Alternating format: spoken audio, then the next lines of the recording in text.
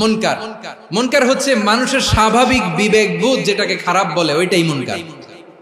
পৃথিবীর সব আসমানি গ্রন্থ যেটাকে খারাপ বলেছে, মানুষের স্বাভাবিক বিবেকবোধ যেটাকে খারাপ বলেছে, এগুলো সব মুনকার। যেমন ইফতিজিং, এটা কি ভালো না খারাপ? মজুদদারি, খাদ্যে ভেজাল দেওয়া, ওজনে কম দেওয়া, মাছে ফরমালিন মিশানো, চাঁদাবাজি, টেন্ডারবাজি, দখলবাজি, এগুলো আমাদের স্বাভাবিক বিবেকেই বলে এগুলো খারাপ, এগুলো হচ্ছে মুনকার।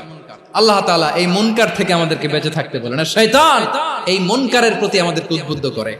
আল্লাহ তাআলা বললেন, ইয়া আইয়ুহাল্লাযীনা আমানু লা তাত্তাবিউ খুতুওয়াতিশ শাইতান ওয়া মান ইয়াত্তাবি' খুতুওয়াতিশ শাইতানি ফাইন্নাহু ইয়া'মুরু বিল ফাহশাই ওয়াল মুনকার। আল্লাহ বললেন, আমার গোলামেরা শোনো শোনো, ও আমার বিশ্বাসী বান্দারা খবরদার, তোমরা কশিনকালেও শয়তানের পদাঙ্ক অনুসরণ করবে না, কারণ শয়তান তোমাদেরকে অশ্লীলতা এবং মন্দ কাজের দিকে উদ্বুদ্ধ করে। আমাদের কাজ হচ্ছে শয়তান আমাদেরকে যেদিকে নিতে চায় আমরা তার উল্টা দিকে যাব। শয়তান এই মন্দ কাজকে আমাদের কাছে বিউটিফাই করে, চাকচিক্যময় করে আমাদের সামনে উপস্থাপন করে। এজন্য আল্লাহ বলেন, মুনকারকে থামাতে হবে, মুনকার প্রতিরোধ করতে হবে। মুনকার প্রতিরোধের দায়িত্ব শুধু আমাদের নাকি? শুধু আপনার খতিব সাহেবের, ইমাম সাহেবের, নাকি মুসলিম উম্মার সবার? আওয়াজ করে বলুন, মুনকার অসৎ কাজ প্রতিরোধের দায়িত্ব কার? রাব্বুল আলামিন বলেন, কুনতুম খায়রা উম্মাতিন উখরিজাত লিন-নাসি তা'মুরুনা বিল মা'রুফি ওয়া তানহাউনা আনিল মুনকার। তোমাদেরকে শ্রেষ্ঠ জাতি করে জমিনের মধ্যে আবির্ভূত করা হয়েছে, যাতে করে তোমরা জমিনের ভেতরে সৎ কাজের আদেশ করতে পারো আর অসৎ কাজের নিষেধ করতে পারো। উম্মাহ, কুনতুম খায়রা, তাহলে গোটা উম্মার দায়িত্ব, এটা বুঝতে পারছেন তো? আচ্ছা, আরো নিচে আসেন। এরপরে আল্লাহ বললেন, শুধু উম্মাহ না, এই জমিনের রাজত্ব আমি যাদের হাতে দেই, এই জমিনের মালিক আমি যাদেরকে বানিয়ে দেই, যাদেরকে আমি সরকারের দায়িত্ব দেই, তাদেরকেও মুনকার প্রতিরোধের দায়িত্ব দিয়েছে কে? আল্লাহ বলেন, যারা ক্ষমতার মসনদে বসেছে তাদেরকে 4 দফা কর্মসূচি আমি আল্লাহ দিলাম। আওয়াজ করে বলেন, কয় দফা? আল্লাহ বলেন, আল্লাযীনা ইম্মাক্কান্নাহুম ফিল আরদি আকামুস সালাতা ওয়া আতাউয যাকাতা ওয়া আমারু বিল মা'রুফি ওয়া নাহাউ আনিল মুনকার ওয়ালিল্লাহি আকিবাতুল উমুর। যারা এই জমিনের উত্তরাধিকার হয়েছে তারা 4 দফা কর্মসূচি নিয়ে সামনে আগাবা। সালাত কায়েম করবা, যাকাত আদায় করবা, সৎ কাজের আদেশ দিবা, অসৎ কাজ থেকে মুনকার প্রতিরোধ করবা। আদেশটা কার? আমার প্রিয় চট্টলার ভাইরা, পুরো উম্মার দায়িত্ব মুনকার প্রতিরোধ করা, সরকার প্রধানের দায়িত্ব মুনকার প্রতিরোধ করা। এরপর আল্লাহ বলেন, প্রতিটা ফ্যামিলির যিনি প্রধান সিইও বাবা, প্রত্যেক বাবারও দায়িত্ব এই মুনকার প্রতিরোধ করা। আওয়াজ করে বলেন, ঠিক কি না? যেমনটি সাইয়েদনা লোকমান আলাইহিস সালাম ওনার কলিজার টুকরা সন্তানকে আদেশ করেছেন, ইয়া বুনাইয়া আকিমিস সালাতা ওয়া'মুর বিল মা'রুফি ওয়ানহা আনিল মুনকার। পড়েন সুবহানাল্লাহ।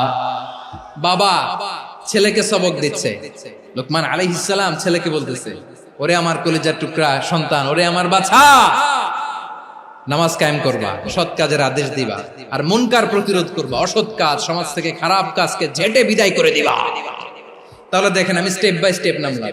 পুরা উম্মার দায়িত্ব, জমিনের উত্তরাধিকারী আল্লাহ যাদেরকে বানিয়েছেন সরকার, তাদের দায়িত্ব, প্রতিটি ফ্যামিলির প্রধানের দায়িত্ব।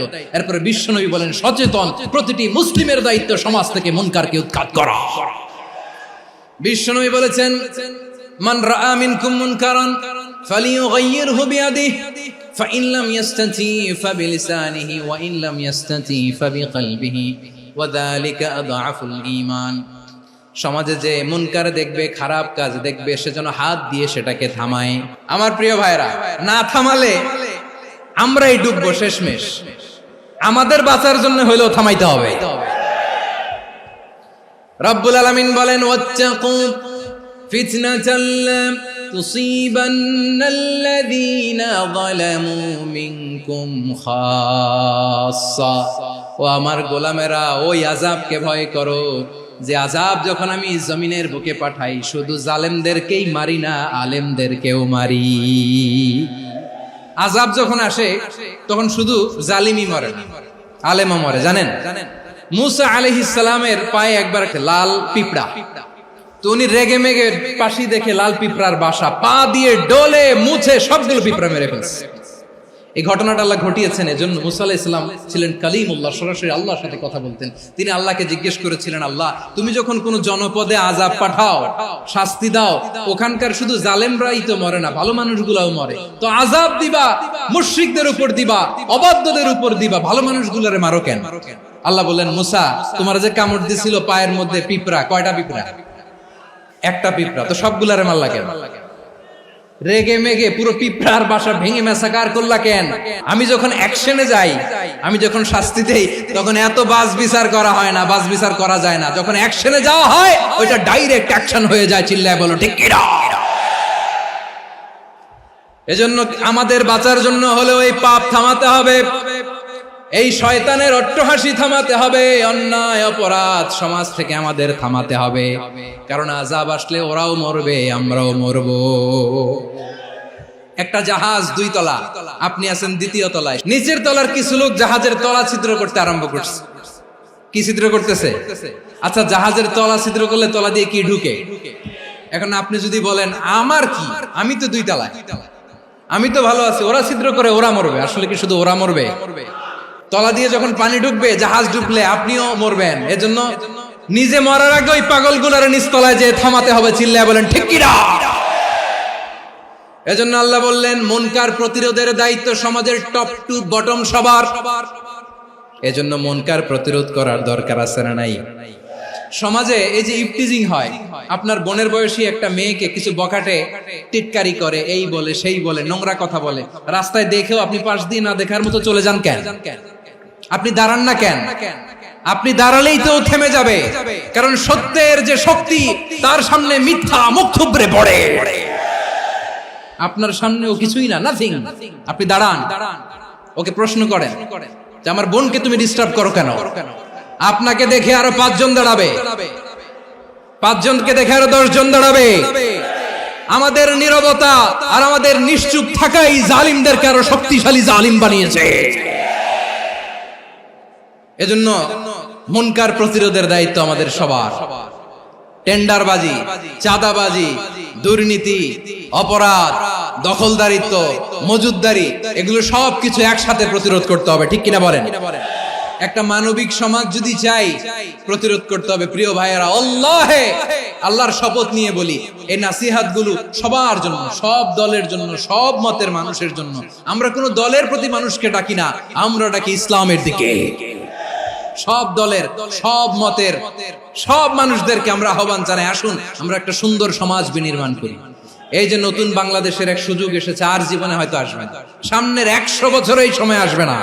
আসুন দেশটাকে আমরা সাজাই, আসুন আমরা দুর্নীতি বন্ধ করি, আসুন আমরা চাঁদাবাজি বন্ধ করি, আসুন আমরা দখলদারিত্ব বন্ধ করি, আসুন আমরা এক দল আরেক দলকে নিশ্চিহ্ন করার যে রাজনীতি, এটা বন্ধ করি।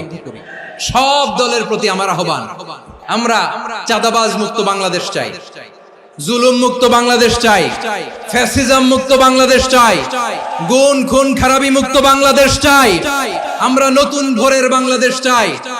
ওই বাংলাদেশ পাওয়ার জন্য মুনকার প্রতিরোধে, অন্যায় প্রতিরোধে যদি বাঘের বাচ্চার মতো, আবু সাইদের মতো 2 হাত উঁচু করে, বুককে টান টান করে প্রসারিত করে দাঁড়াতে হয়, রাজি আছো মুসলমান?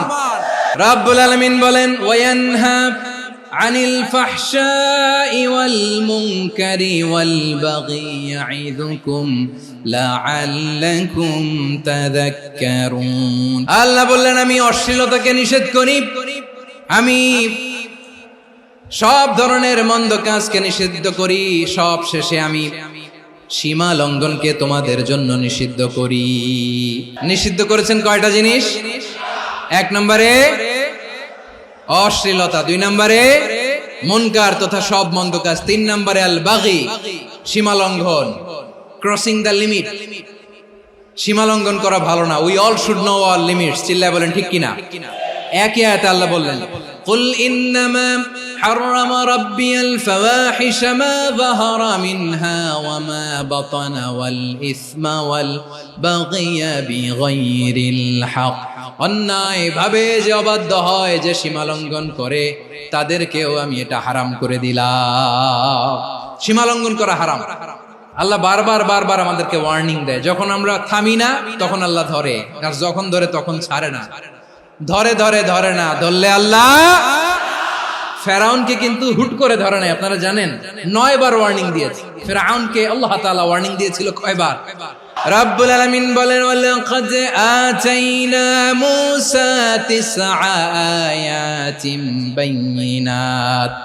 9টা মুআজিজা দেখিয়েছি। 1 2 3 বারবার এইভাবে রিমাইন্ডার, ওইভাবে রিমাইন্ডার, এইভাবে নসিহত, ওইভাবে দাওয়া। ফাকুলা লাহু কাওলান লাইয়িনা, নরম করে বলো, সফট করে বলো, যত ওয়ে হতে পারে দাওয়া মেথডোলজি। মুসা আলাইহিস সালামের সব অ্যাপ্লাই শেষ। 10ম বারে যে আল্লাহ ধরছে, 10ম বারে যে ধরেছে। এজন্য আল্লাহ বলেন, আমি সীমা লঙ্ঘনকে পছন্দ করি না। কোরআনের অন্য আয়াতে বাগীকে বলা হয়েছে আল ইতিদা। সীমা লঙ্ঘন যারা করে তাদেরকে আল্লাহ বলেছেন মুতাদিন। ওয়াকাতিলু ফি সাবিলিল্লাহিল্লাযীনা ইউকাতিলুনাকুম ওয়া লা তা'তাদু ইন্নাল্লাহা লা ইউহিব্বুল মুতাদিন। আমি সীমা লঙ্ঘনকারীদেরকে কোশ্চিনকালেও পছন্দ করি না। আমরা যেন সীমা লঙ্ঘন না করি। রাজি আছেন তো? যে কোনো ক্ষেত্রে ইবাদতে যেন সীমা লঙ্ঘন না করি। অনেকে আমরা ইবাদতে সীমা লঙ্ঘন করে ফেলি। বিশ্বনবী সাল্লাল্লাহু আলাইহি ওয়াসাল্লাম যেটা শিখিয়েছেন, এর বাইরে যে অতিরিক্ত বুজুর্গ হতে চায়, এরকম আছে না নাই? কোন ক্ষেত্রেই সীমা লঙ্ঘন করা যাবে, এমনকি যুদ্ধ ক্ষেত্রেও না। বিশ্বনবী সাল্লাল্লাহু আলাইহি ওয়াসাল্লাম বলেন, খবরদার যুদ্ধ ক্ষেত্রেও সীমা লঙ্ঘন করো না। কি সুন্দর ইসলাম আমরা পেয়েছি। বিশ্বনবী বলেন, খবরদার যুদ্ধের ময়দানে কোনো নারীর গায়ে হাত তোলো না, কোনো শিশুর গায়ে হাত তোলো না, কোনো গবাদি পশু হত্যা করো না, কোনো শস্য ক্ষেত্র ধ্বংস করো না, ইবাদতরত অন্য ধর্মের কোনো সন্ন্যাসীর গায়ে হাত তোলো না। বলেন সুবহানাল্লাহ। তাহলে আমরা সীমা লঙ্ঘন করতে পারবো? প্রিয় ভাইরা, একটা সুখী, সমৃদ্ধ, শান্তির সমাজ, মানবিক সমাজ যদি আমরা গঠন করতে চাই, আমাদের আল্লাহর দেয়া কয়টা আদেশ মানতে হবে বলেন দেখি? আর বেঁচে থাকতে হবে কয়টা জিনিস থেকে? আল্লাহর আদেশ কি? 1 নাম্বার আদাল, ন্যায়পরায়ণতা। আমরা সুবিচার, সুশাসন, ন্যায় বিচার চাই কি চাই না? 2 নম্বরে কি ছিল? মাশাআল্লাহ, আমরা যেন সবার প্রতি দয়া পরবশ হই, ইহসান করি। 3 নম্বরে কি ছিল? নিকটাত্মীয়দের দান করা, তাদের অধিকার প্রাপ্য বুঝিয়ে দেওয়া। পাশাপাশি 3টা জিনিস থেকে আল্লাহ বারণ করেছেন, নিষেধ করেছেন। তার প্রথমটা ফাহশা, অশ্লীলতা। অশ্লীলতার সাথে আমাদের কোনো সম্পর্ক। 2 নম্বর নিষেধাজ্ঞা কি ছিল? আল মুনকার, সমাজের যত মন্দ কাজ, এগুলোকে আমরা প্রতিরোধ করব। রাজি আছেন তো সবাই? 3 নম্বরে আল বাগী, সীমালঙ্ঘন। কোন মুসলিম সীমালঙ্ঘন করে না। রাব্বুল আলামিন শেষে বললেন, ইয়াইদুকুম লাআল্লাকুম তাযাক্কারুন। আল্লাহ তোমাদেরকে উপদেশ দেন যাতে তোমরা শিক্ষা গ্রহণ করো। আমরা উপদেশ দেব, আমরা জোর করে কাউরে কিছু মানাতে চাই না। লা ইকরাহা ফিদ্দিন ওয়াযাক্কির ফাইন্না যিকরা তানফাউল মুমিনিন। উপদেশ দিলে এটা মুমিনদের কাজে দেয়। লাস্তা আলাইহিম বিমুসাইতির ইন্নামা আনতা মুযাক্কির। নবী হে, আপনি রিমাইন্ডার দাতা, আপনি উপদেশ দিবেন। আমরাও বিশ্বনবীর এই হাদিসগুলো থেকে, কোরআনের আয়াত থেকে রিমাইন্ডার, এই কথামালা, বাণী বাহক হিসেবে এই বাণীগুলো আপনাদের সাথে কাছে পৌঁছে দিলাম। আমরা আল্লাহ তাআলার কাছে প্রার্থনা করি, আল্লাহ আমরা যেন আদল দিয়ে আমাদের সমাজকে গঠন করতে পারি। আল্লাহ আমরা যেন ইহসান করতে পারি, আমরা যেন নিকটাত্মীয়দের দান করতে পারি। আল্লাহ যত ধরনের অশ্লীলতা, অনাচার, মন্দ কাজ, সীমালঙ্ঘন, অবাধ্যতা থেকে যেন আমরা বেঁচে থাকতে পারি। আল্লাহ তাআলা আমাদের সবাইকে কথাগুলো বুঝার ও আমল করার তৌফিক দান করুক। হাযা মা ইনদি ওয়াল ইলমু ইনদাল্লাহ আলাইহি তাওয়াক্কালতু ওয়া ইলাইহি উনীব। সুবহানাকাল্লাহুম্মা বিহামদিকা আশহাদু আল্লা ইলাহা ইল্লা আনতা আস্তাগফিরুকা ওয়া আতুবু ইলাইক।